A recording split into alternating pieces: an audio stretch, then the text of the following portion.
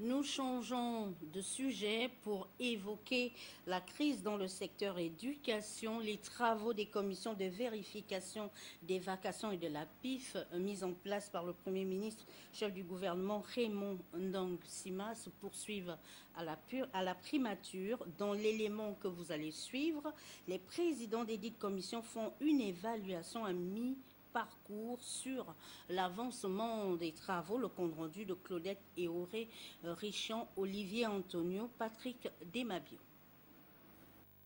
Débuté le 28 novembre dernier sur instruction du Premier ministre Raymond Ndong Sima, les travaux des deux commissions relatives à la vérification de la prime incitative à la fonction enseignante PIF et des vacations des examens session 2013 atteignent progressivement leur vitesse de croisière.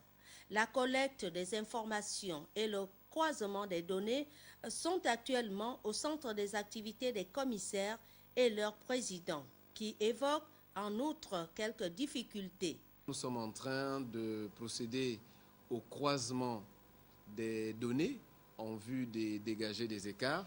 Et vous avez ici déjà les premiers traitements qui ont été faits, mais ce sont des travaux préliminaires.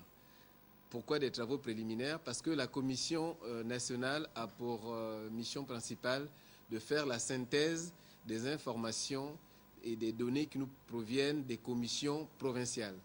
Et nous sommes en attente des rapports des commissions provinciales en vue d'en faire la synthèse. Nous sommes en train de poursuivre donc ces travaux avec la collecte des données, des informations que nous recueillons des ministères concernés, c'est-à-dire le ministère de l'Éducation nationale, le ministère en charge du budget. La collecte des données se poursuit parce que nous avons certaines difficultés à combler donc toute la demande que nous avons formulée. Mais au fil du temps, nous recueillons ces informations.